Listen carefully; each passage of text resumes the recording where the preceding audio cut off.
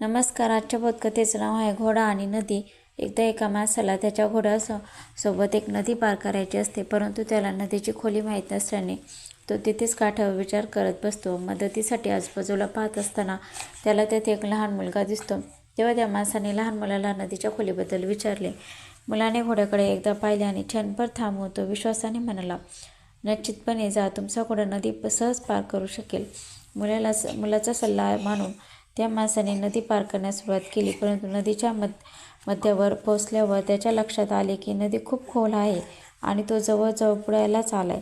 कसाबसा तो त्यातून सावरला आणि बाहेर येऊन त्या मुलावर जोरात खेकसला. मुलगा परत घाबरला होता आणि घाबरतच बोलला, "पण माझी बदके तर खूप लहान आहेत आणि ते दररोज नदी पार करतात. त्यांचे पाय तर तुमच्या घोड्यापेक्षा खूप लहान आहेत." आजची कथा आवडल्यास चॅनलला सबस्क्राईब नक्की करा.